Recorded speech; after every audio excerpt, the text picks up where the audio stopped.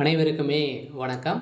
சற்று முன் கிடைத்திருக்கக்கூடிய ஒரு மிக மிக முக்கியமான செய்தி ஒன்று வெளியாகியுள்ளது. சற்று முன் செந்தில் பாலாஜி தான் குற்றவாளி, நீதிபதி தீர்ப்பு, வெளியான வீடியோ ஆதாரம், இது மாதிரி பார்த்தீங்கன்னா செய்திகள் வெளியாயிருக்கு. பார்த்தீங்கன்னா கரூரில் சனிக்கிழமை நடந்த சம்பவத்தை அனைவருக்குமே தெரியும். தமிழகத்தில் வரலாற்றிலேயே முதல் முறையாக பார்த்தீங்கன்னா இப்போ தான் ஸோ நடந்திருக்கு. இந்த நிலையில் பார்த்தீங்கன்னா அதிரடியாக விஜய் அவர்கள் பிரச்சாரத்தில் ஈடுபட்டு வரும்போது திடீர்னு இது வரைக்கும் 39 பேருக்கு மேலே இதில் உயிரிழந்திருக்காங்க.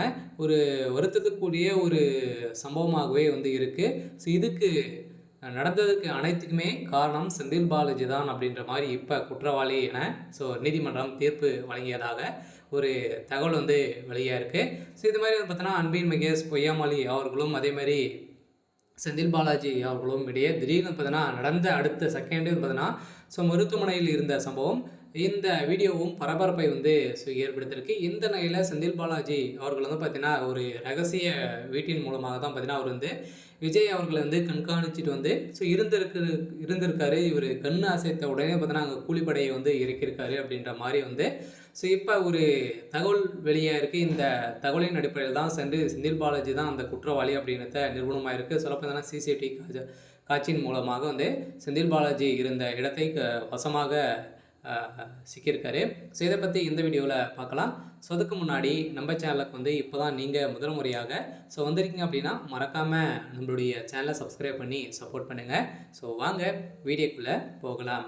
பார்த்தீங்கன்னா கரூரில் நடந்த சம்பவம் பெரும் ஒரு வரலாற்றையே பார்த்தீங்கன்னா ஒரு முதல் முறையாக பார்த்தீங்கன்னா ஒரு துயரமாகவே இருக்குது. இருந்தாலுமே விஜய் அவர்கள் கைது செய்யப்பட போகிறாரா அப்படின்றது ஒரு மிகப்பெரிய கேள்விக்குறியாக இருந்தாலுமே இதில் பார்த்தீங்கன்னா சிபிஐயும் ஈடுபட்டு இருக்காங்க. சில சிபிஐ விசாரணை உட்படுத்தியிருக்காங்க. இந்த விசாரணையின் அடிப்படையில் செந்தில் பாலாஜி அவர்கள் வசமாக சிக்கியிருக்காரு.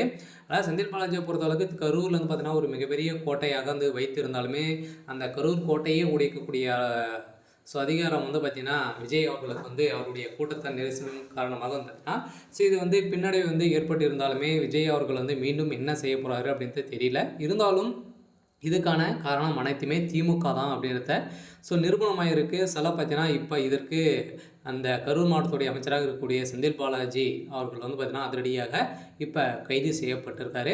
தொடர்ந்து அடுக்கடுக்காக செந்தில் பாலாஜியுடைய கதை ஒட்டுமொத்தமாக முடிய போகுது. இருந்தாலுமே செந்தில் பாலாஜியை பொறுத்தளவுக்கும் பார்த்தீங்கன்னா